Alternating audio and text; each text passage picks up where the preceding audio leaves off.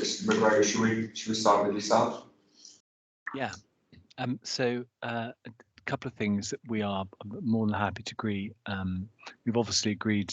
We've offered the restriction on off sales till at 8 p.m. We are content with the condition of no bottling out between 2300 and 0800. In relation to no entry or re-entry, a wording that we've used, and hopefully this will be acceptable to you, is that for events finishing after 12 midnight, there'll be no entry or re-entry after 12 midnight, save for those who wish to leave the premises temporarily for the purposes of smoking.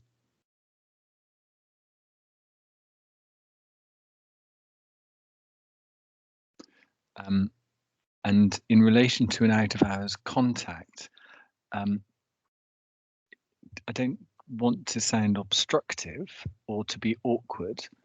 I think the concern that you would have is that if there is an out-of-hours contact number, will be someone's mobile number, and don't want to. What we'd like to avoid is for those that work at the arena being called at all hours of the night for matters that actually aren't related to the arena.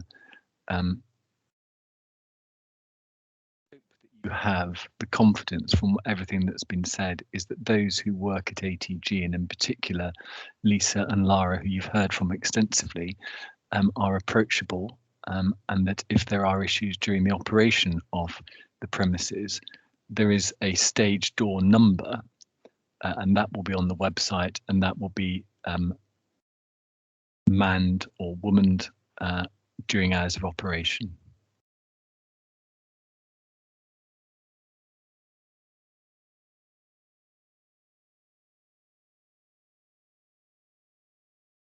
And then in relation to,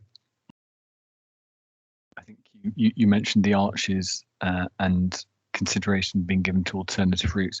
Those are all matters that will be attended to in relation to the dispersal policy and the event management plan, the arena management plan, and the joint operational management plan, but not matters that can be properly put as conditions on the license. But suffice to say that we have listened very carefully to everything that's been said today, and all of that will be taken on board.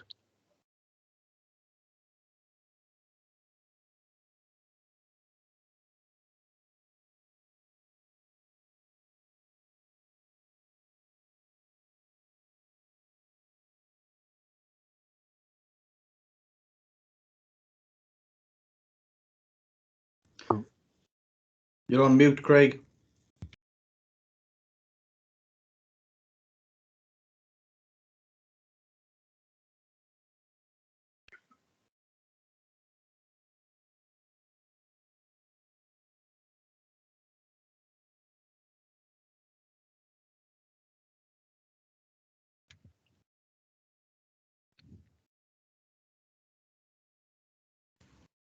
Sorry, there's.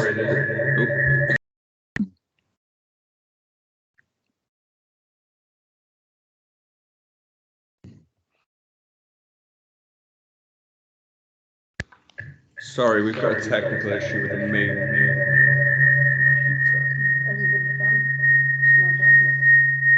It's your volume.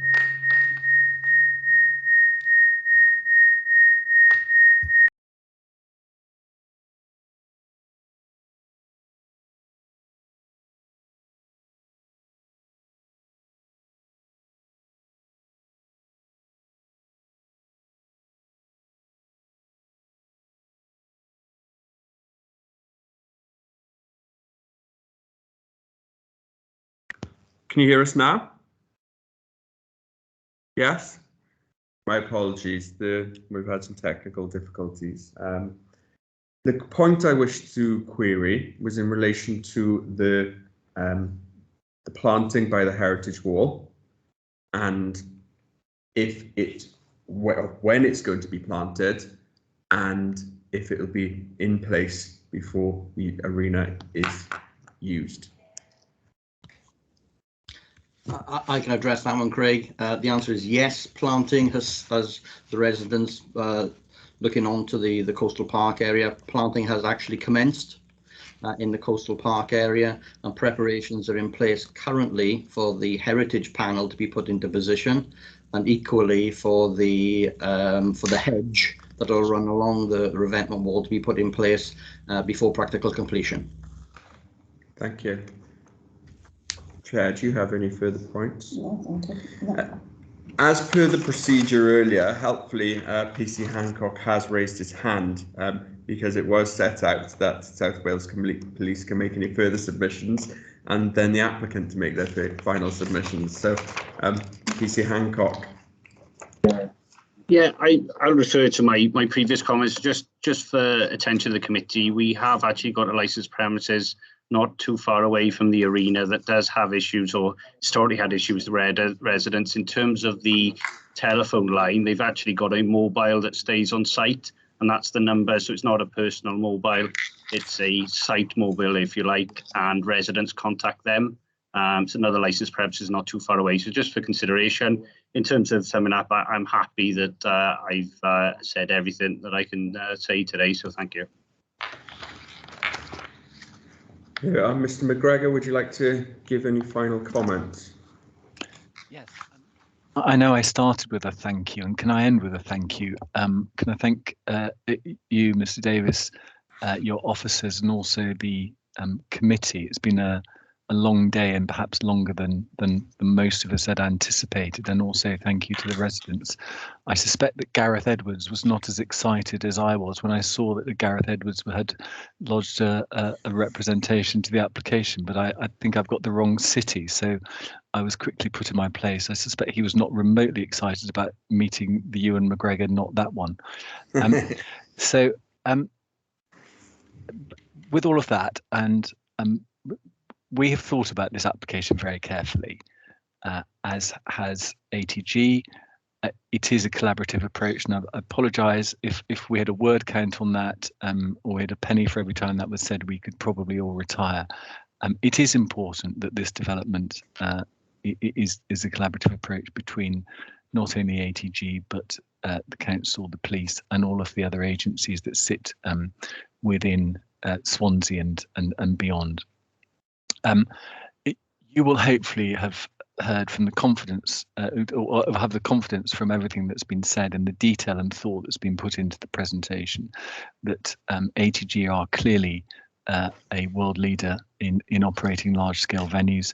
They have the resource to be able to deal with all of the issues that have been put before you today by the local residents. And I've set out in my outline of submissions 12 good reasons why the application should be granted. And I'm just going to go through them very quickly and just pick up a few points that have been made on the way. Suffice it to say that it is important to ATG and it is important to Swansea as a city that the application is granted as we have requested, for the hours that we've requested, with the amendments to the operating schedule that we've put forward to you just now, and also during the course of the application. In my outline submissions, I say, and I say this for the record, not because you don't know it, because I'm sure we're all acutely aware of it, but the Copper Bay vision is that an integral part of the ambitious citywide regeneration, Copper Bay will be a vibrant new neighbourhood for culture and leisure, boasting a world-class live performance arena and conference centre, and a new hotel. Copper Bay will allow the city to realise its potential to become one of the most exciting places in the UK to live, work and study. And that is why it is important to ATG and also to the wider city that the application is granted for the hours that we've applied for. It's a privilege and an honour for ATG to have been awarded the contract to open and manage at the arena when it first opens, and that is a privilege and an honour that they won't abuse, because, as I think Lee Richards said, is that the arena is a catalyst for Swansea and for future generations, or for the wider environment. And the careful thought that's gone into drafting the application. The application itself is consistent with the national guidance. It's consistent with the planning permission, and it's consistent with the council's own policy. And the national guidance and the council's own policy talk about the importance of there being an integration between the strategic aims of the various limbs of the authority. And that's why we have presented the application to you in the way that we have. And with the event management plan, it sits within a structure of various plans. And as I said at the outset, at the highest level, you have the joint operational management plan for Copper Bay. You then have the arena management plan that sits within the planning permission. And then you have the event management plan that sits within the license, the proposed license conditions. And each of those provide you and should provide you with the confidence that these premises cannot and will not open until all of those plans have been met. And the continued operation of the premises must be in line with each of those policies. And you, in turn, have the confidence in your officers that they will deliver to the standards that have been set out in the joint operational management plan, or the arena management plan, or the event management plan. It is significant that there are no representations to the application from any of the responsible authorities. And the point that I'm not going to repeat in verbatim what Mr. Hancock has said in the letter from the South Wales Police, but it is worth reading again. And the police are the people that you turn to for advice in relation to crime and disorder, and also actually public nuisance. And those are your go-to people, and they have not only not raised an objection, but they are supporting this application. And what they have said is that we as ATG have taken a detailed and robust approach to all of the licensing objectives. And what he went on to say, and we are acutely aware and alive to this, is that there will be a blunt and detailed discussion if things go wrong. We hope that those discussions do not take place because of all the measures that we have set out to you during the course of today. We welcome the residents' input into the application, and we are sympathetic to their concerns, but concerns do not amount to evidence. And what you have to look at is the evidence that you've got before you in relation to the prospect for crime and disorder or public nuisance, and none of that has been presented to you by any of the responsible authorities.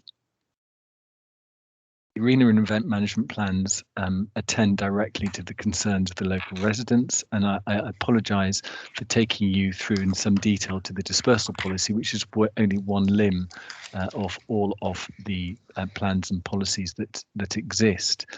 But you will hopefully have the confidence that that has been given careful thought.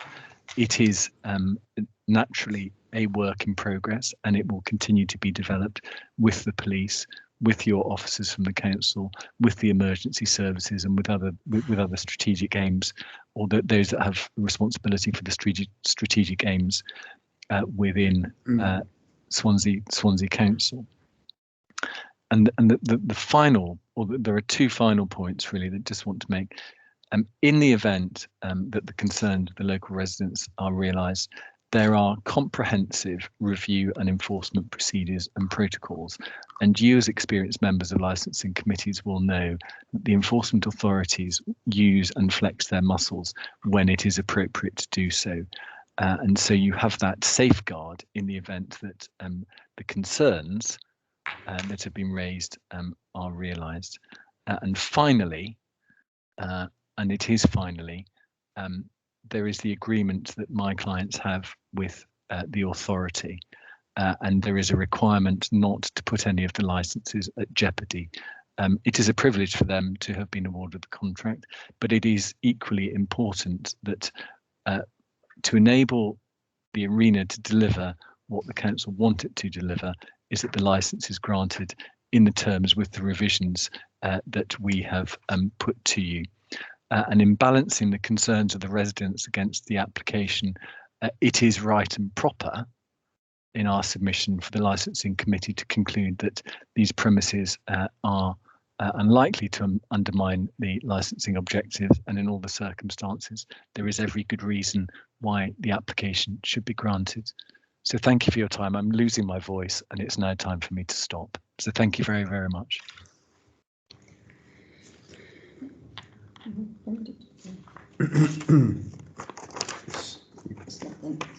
No, for you to close.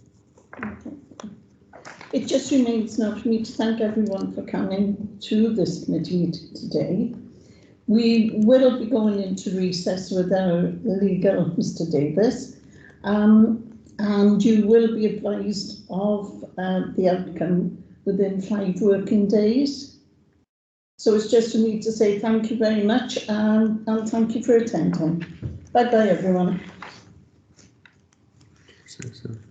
Thank you. Thank you. Thank you very much. Councillors, can I just ask that you stay online for a moment, please? She's still there. She's still there, yeah. No, she's there. She